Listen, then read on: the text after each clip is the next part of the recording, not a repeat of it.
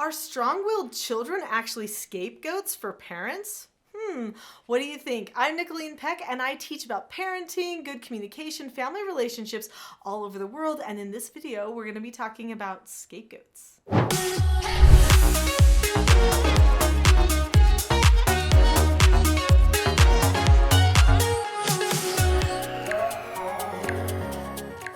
First, we're going to talk about what it really means to be a scapegoat and how parents are possibly using their children as scapegoats.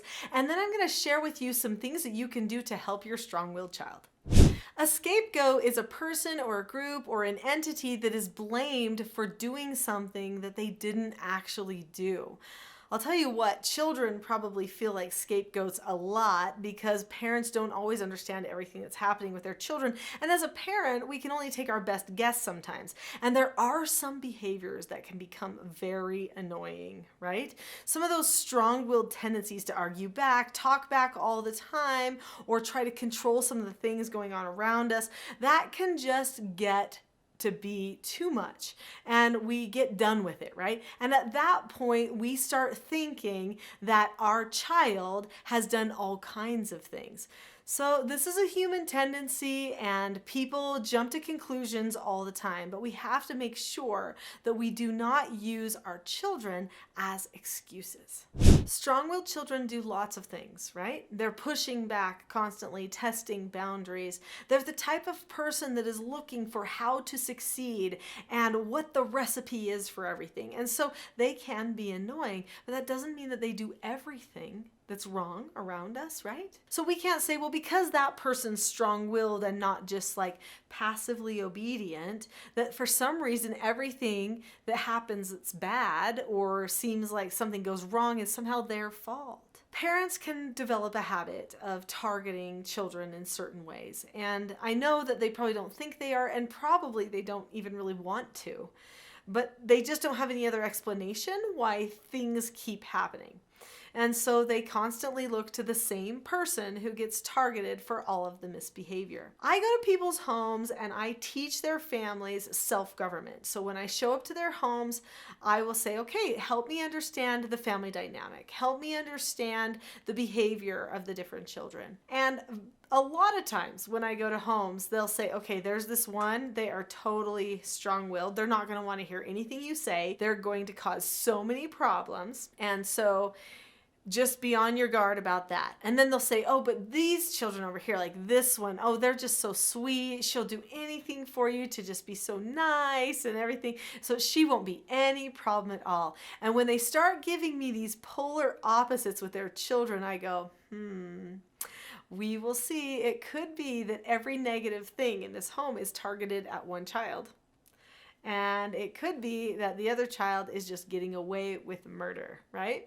So I always say to the parents, okay, well, we'll take a look at that, because sometimes what I found is that your strong-willed child, they're looking for certain truths, and if we can present that to them, they actually respond really well to this type of training.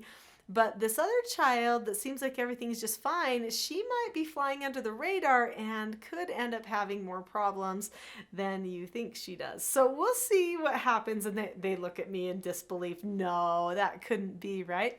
Okay, let's see. And so then as we get going, they see that sure enough, this child that was very strong-willed, they're just wanting things to be truthful. They want them to be honest. They want them to be logical, not emotional. They want to be able to process properly what is happening around them. And when we give them all of the means for that processing and we give them the skills that they need to be successful, then suddenly it's like, poof, oh yeah, this is great. I love this. Let's use this. Then we don't have to fight anymore. I don't have to argue with you anymore. Now I just understand how things go. Now I'm not saying that every strong-willed child, it's going to be a magic trick to learn the skills and principles of self-government, because I don't believe in magic tricks. We're all on a journey and a progression. However, strong-willed people are looking for truth, and they want people to be honest in their communications, not be manipulative.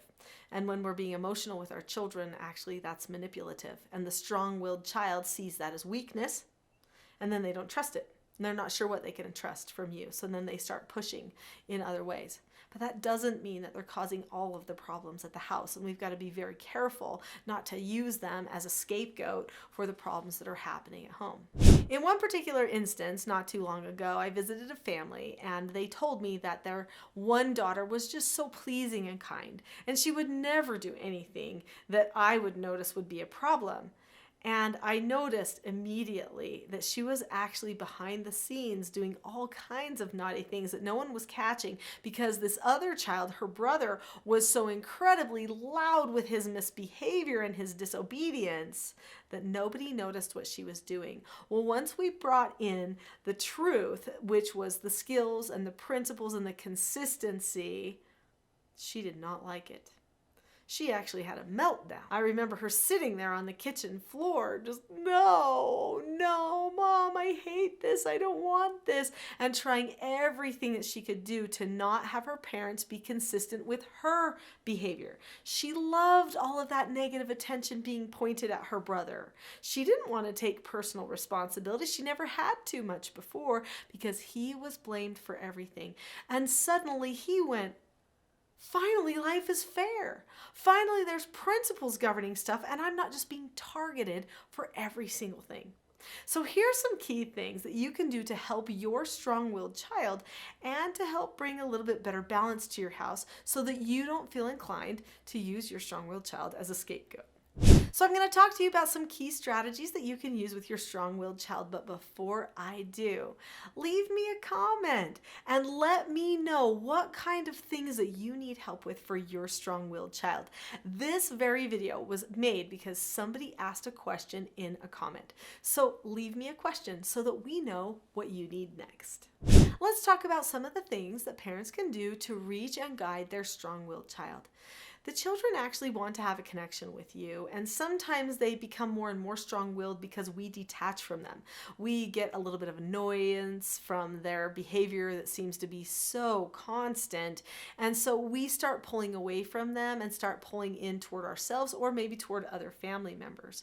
This actually is detrimental to the strong-willed child and will actually increase misbehavior. So we need to make sure that we're constantly bonding to the strong-willed child, looking at them in their eyes, thinking about how much we love them, and creating a good connection there. Make sure that you have good talk times, even scheduled talk times. Having maybe a weekly date that you go on with that child. It doesn't have to be expensive, but just something you do, even if you just go out in the backyard to jump on the trampoline together. But have moments where you talk, moments that are about something besides behavior.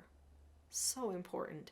The poor strong-willed child, everyone talks to them about their behavior all the time. In fact, they think all they are is behavior. And soon, instead of trying to seek positive attention, they start seeking negative attention. And this is when their strong-willed behavior seems to go into overdrive. Take the time to bond with that strong-willed child. Also, you're going to want to make sure that you lay out very clearly for the strong-willed child what types of skills they could use to be successful with you.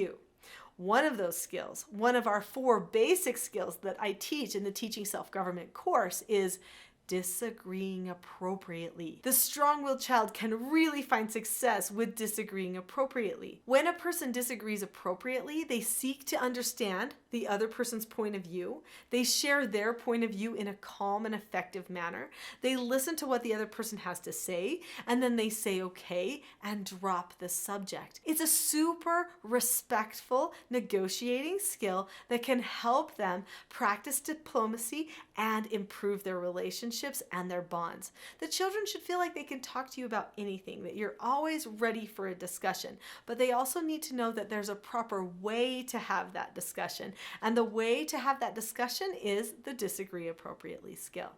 I used to be a strong-willed child. In fact, I would say I'm still a strong-willed person. My husband's strong-willed and all of my children are strong-willed as well. But I learned something.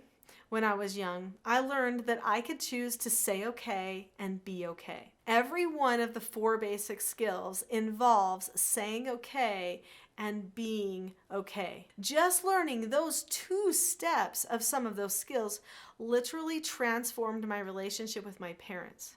They didn't see me as an enemy anymore. We need to teach our children the skills that they need for success. Teaching your children the 4 basic skills and all of the skill sets associated with those skills will take care of 99% of their behavioral problems. And I know because I used them with treatment foster children in my home for many years who were all between the ages of 12 and 18. And I raised my children from the time they were babies using these 4 basic skills, which are to follow instructions, accept no answers and criticism, accept consequences, and to disagree appropriately. But the children also need to have a faith and a trust that you will be consistent and honest in your parenting and not manipulative, which means they need to know which skills you're going to use to correct their negative behaviors.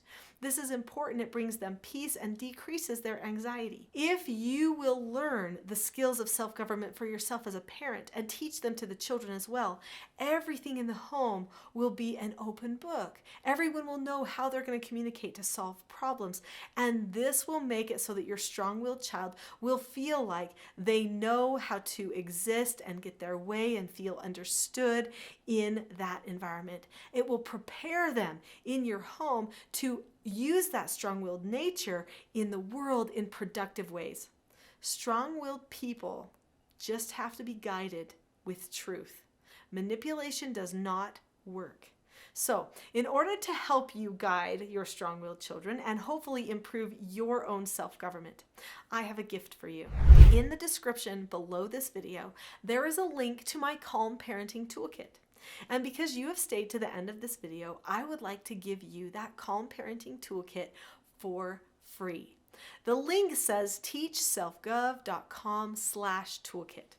Click on that link now and start getting the help you need to improve your calmness and the calmness of your children.